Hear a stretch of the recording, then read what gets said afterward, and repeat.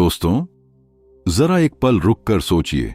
दुनिया में अरबों लोग हैं, लाखों चेहरे आपकी आंखों के सामने रोज आते जाते हैं, फिर भी आपकी कहानी जाकर टिकती है बस एक ही इंसान पर, वही इंसान जिसे आप कल तक जानते भी नहीं थे। अचानक आपकी सांसों की आदत कैसे बन जाता है, और जब आप मंडप में बैठकर अग्नि के सामने वचन लेते हैं तो आपके मन में एक सवाल जरूर उठता है, क्या यह सच में मेरी पसंद थी, या कोई अदृश्य शक्ति मुझे उसी मोड़ पर लेकर आई जहां यह इंसान मेरा जीवन साथी बन गया। अगर मैं आपसे कहूं कि जिसे आप प्यार समझ रहे हैं, जिसे आप निर्णय समझ रहे हैं, वह असल में आपकी नहीं, प्रकृति की लिखी हुई स्क्रिप्ट है जो आपके जन्म से पहले ही तैयार हो चुकी थी, तब आपका दिल क्या कहेगा? गरुड़ पुराण और कर्मशास्त्र साफ कहते हैं, विवाह संयोग नहीं है, यह दो आत्माओं की मुलाकात नहीं, बल्कि दो पुराने हिसाब किताबों का आमना सामना है। और आज हम उसी सच के बिल्कुल करीब जाएंगे जो सुनने में जितना रहस्यमय है, समझने में उतना ही सख्त। आज हम जानेंगे कि आपका पति या आपकी पत्नी सिर्फ जीवन साथी है, या पिछले जन्म का कोई लेनदार जो अपना बकाया लेने आया है। ये वीडियो उन लोगों के लिए है जो रिश्तों में खुश हैं, और खासकर उनके लिए जो रिश्तों में घुट रहे हैं और समझ नहीं पा रहे कि उनकी जिंदगी में यह तूफान बार बार क्यों उठता है। सबसे पहले हमें उस गलत फहमी को तोड़ना होगा जिसे आज की दुनिया चॉइस कहती है।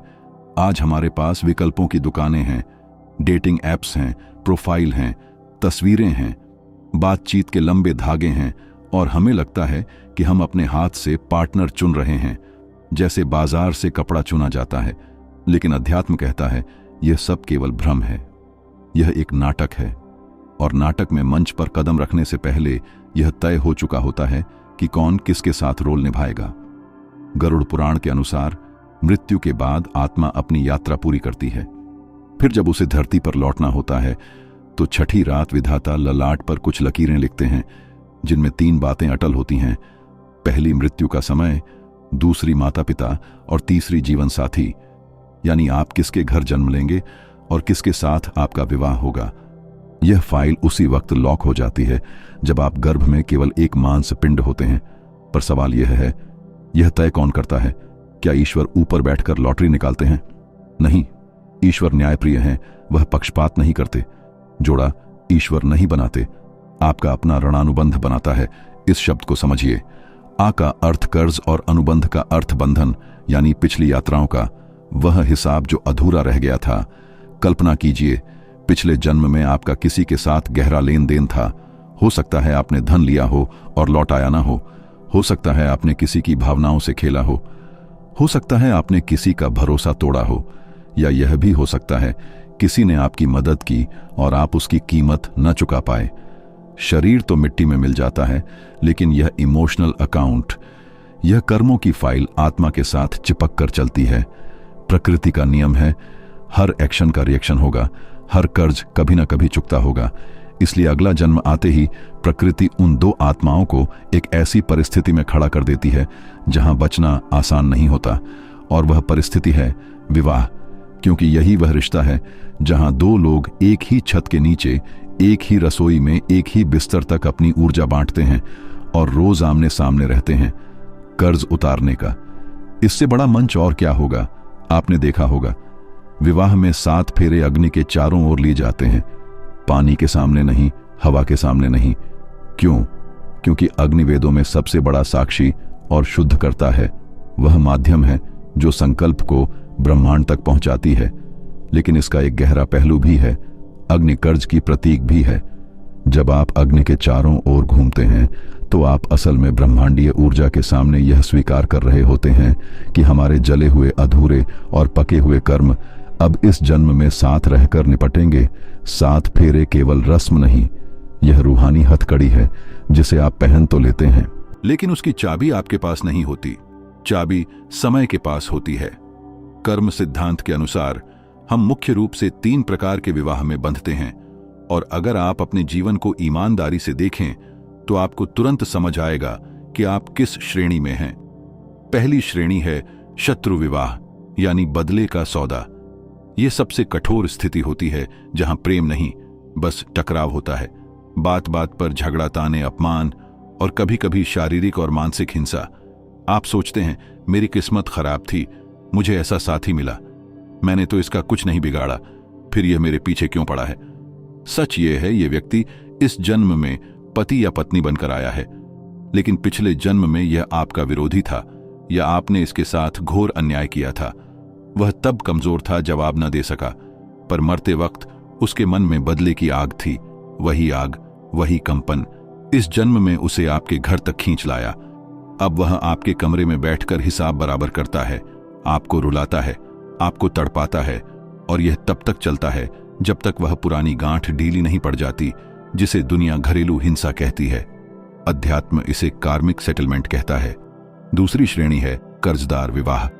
यह रिश्ता धन, संसाधन और बोझ के इर्द गिर्द घूमता है। अक्सर एक मेहनती इंसान की शादी ऐसे व्यक्ति से हो जाती है जो बीमार रहता है या खर्चीला होता है या कमाता नहीं और बस उड़ाता है। आप जीवन भर मेहनत करते हैं और आपका धन उसकी बीमारी, उसके शौक या उसकी गलतियों को संभालने में बह जाता है। आपको लगता है आप कर्तव्य निभा रहे हैं, पर कर्म दृष्टि से आप अपना पुराना कर्ज चुका रहे हैं। संभव है पिछले जन्म में आपने उसका धन हड़पा हो या उसे आर्थिक नुकसान दिया हो। अब वह ब्याज समेत वसूली कर रहा है, और जिस दिन आखिरी हिसाब पूरा होता है, आप देखेंगे या तो वह व्यक्ति सुधर जाता है या आपके जीवन से चला जाता है, तलाक के रास्ते या मृत्यु के रास्ते, क्योंकि प्रयोजन पूरा हो चुका होता है। तीसरी श्रेणी है उदासीन विवाह। यहां न ज्यादा प्रेम, न ज्यादा घृणा, बस साथ रहना, बच्चे, जिम्मेदारियां और एक सूखा सा रिश्ता, जैसे दो अजनबी एक ही डिब्बे में यात्रा कर रहे हों। यह तब होता है जब पिछला हिसाब बहुत गहरा नहीं होता, थोड़ी सी औपचारिकता बाकी होती है, प्रकृति मिलाती है, आप उसे पूरा करते हैं और आगे बढ़ते हैं।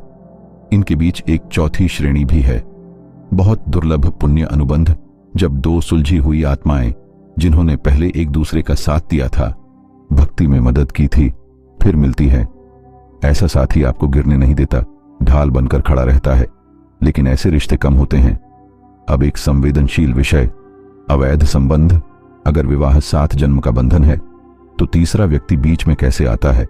शास्त्र कहते हैं कभी कभी ऋणानुबंध एक व्यक्ति से पूरा नहीं होता। संभव है पिछले जन्म में किसी और से भावनात्मक बंधन अधूरा रह गया हो, वह आत्मा भी अपना हिस्सा मांगती है।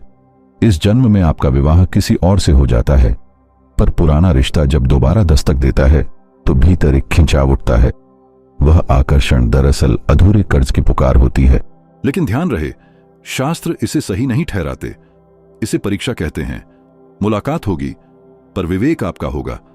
अगर आप बह गए और वर्तमान साथी को धोखा दिया, तो आप नया कर्म बांध लेते हैं और उलझे धागे और कस जाते हैं। अब उन लोगों की बात जिनकी शादी नहीं हो रही या होकर टूट गई और वे खुद को अभिशप्त समझते हैं। कर्म दृष्टि कहती है, कई बार यह श्राप नहीं संकेत होता है। जिन आत्माओं पर भारी कार्मिक कर्ज नहीं होता, प्रकृति उन्हें बंधन में नहीं बांधती, उन्हें मुक्त रखती है। संभव है आपकी आत्मा की यात्रा का अगला चरण अलग हो। आपको किसी एक व्यक्ति के लिए नहीं, बल्कि व्यापक उद्देश्य के लिए जीना हो। इसलिए इसे दुर्भाग्य न मानिए, इसे संदेश मानिए। अब प्रश्न उठता है, जब सब तय है तो मेरे हाथ में क्या है? क्या मैं बस सहता रहूं? नहीं, शास्त्र आपको लाचार नहीं बनाते, वे आपको जागरूक बनाते हैं।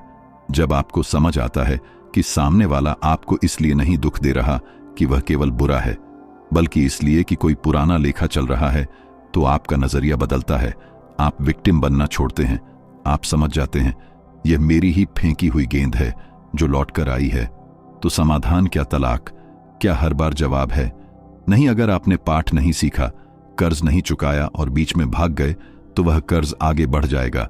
चेहरा बदलेगा, पर पैटर्न वही रहेगा। यही कारण है कुछ लोग बार बार वही तरह के रिश्तों में फंसते हैं। अब समझिए विवाह टूटने का दर्द इतना गहरा क्यों होता है। विज्ञान हार्मोन कह देता है, अध्यात्म कहता है विवाह में सूक्ष्म शरीर की नाड़ियां जुड़ जाती हैं। अलगाव उन्हें फाड़ने जैसा होता है, इसलिए दर्द आत्मा तक जाता है और कभी कभी लंबे समय तक रहता है। अब इस कार्मिक चक्र को हल्का करने का एक गुप्त उपाय है। साक्षी भाव और क्षमा सुनने में, साधारण पर करने में सबसे कठिन। जिस इंसान ने आपको तोड़ा, उसे माफ करना। अहंकार कहता है बदला लो, पर बदला नया चक्र है। अगर आप दुख के बदले दुख देंगे तो अगला जन्म फिर वही हिसाब लेकर आएगा। डोर नफरत से नहीं कटती, नफरत उसे मोटा करती है। डोर कटती है क्षमा से और उपेक्षा से। आज रात एक अभ्यास कीजिए। जब आपका जीवन साथी सो जाए, उसके चेहरे को देखिए, मन में कहिए, मैं नहीं जानता हमारा पुराना हिसाब क्या था। अगर मैंने तुम्हें सताया हो तो मुझे क्षमा करो, और तुमने मुझे जो दुख दिया उसके लिए मैं तुम्हें क्षमा करता हूं। मैं तुम्हें इस ऋणानुबंध से मुक्त करता हूं और खुद को भी हमारा लेना देना पूरा हुआ। ये भाव रोज भेजेंगे तो सामने वाले की आत्मा को शांति मिलने लगेगी।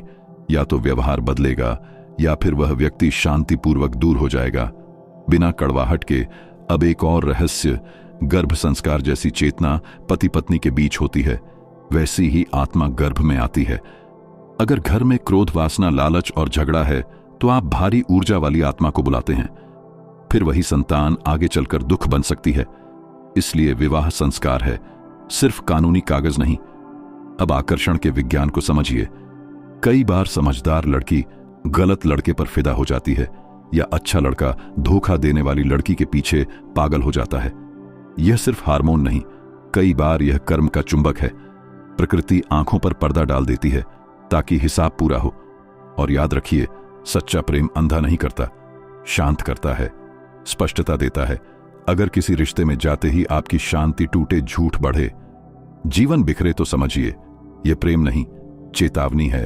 अब पूर्वज कहते हैं, दान और सेवा वैवाहिक क्लेश में बहुत औषधि है।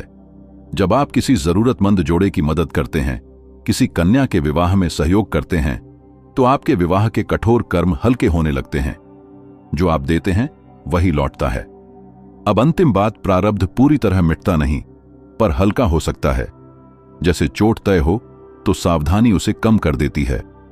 गृहस्थ जीवन को शास्त्रों ने सबसे बड़ा तप कहा है। जंगल में भागना आसान है, घर में रहकर संयम रखना कठिन। अगर आपकी शादी कठिन है तो इसे परीक्षा मानिए। रिएक्ट मत कीजिए, ऑब्जर्व कीजिए। जिस दिन आप साक्षी बनेंगे, उस दिन नाटक आपको घायल करना बंद कर देगा। और जो लोग विवाह करने जा रहे हैं, वे केवल रूप और धन न देखें, यह देखें उस व्यक्ति के साथ आप शांत हैं या नहीं, उसकी मौजूदगी आपको बेहतर बनाती है या नहीं। और प्रार्थना करें कि जीवन में वही साथी आए जो आपकी आत्मा की यात्रा का सहायक बने, बेड़ी न बने। अंत में याद रखिए, कोई रिश्ता स्थायी नहीं, हम सब मुसाफिर हैं, कुछ समय साथ, फिर अलग। इसलिए नफरत, शिकायत और झगड़ों में जीवन मत गवाइए। जीवन साथी जैसा भी हो, उसे स्वीकारिए, क्योंकि वह आपके कर्मों का आईना है। आईना तोड़ने से चेहरा साफ नहीं होता। कर्म सुधारिए, सेवा कीजिए, दान कीजिए, नाम जप कीजिए। पुण्य बढ़ेंगे तो बुरे कर्मों की आग धीमी पड़ेगी। और याद रखिए, पहली रात केवल शरीर का मिलन नहीं, ऊर्जा का संकल्प है। उस समय के विचार आने वाले कल को लिखते हैं। इसलिए वासना से ऊपर उठकर प्रेम और समर्पण चुनिए। विवाह परियों की कहानी नहीं, आग का दरिया है, पर जो धैर्य और प्रेम बचाकर निकलता है वही सोना बनता है। अगर आज की बात ने आपको भीतर से हिलाया हो तो निराश मत होइए, खुश होइए कि सच आपके सामने आया। अब आप अंधेरे में नहीं हैं। आज रात अपने गिले मिटाइए। अपने साथी को, चाहे वह पास हो या दूर, मन ही मन क्षमा कर दीजिए, क्योंकि जिस पिंजरे में आपने उसे बांधा है उसी में आप भी बंद हैं। उसे मुक्त कीजिए, खुद मुक्त हो जाइए और सोचिए, क्या जोड़े ऊपर वाला बनाता है या कर्म। अगर यह दृष्टि किसी के काम आए तो उसे जरूर पहुंचाइए। शायद किसी की टूटती उम्मीद को सहारा मिल जाए। जीवन सुंदर है जब कर्म की नजर से देखा जाए। शिकायतें कम होती हैं, स्वीकार बढ़ता है, और जहां स्वीकार है वहीं ईश्वर है।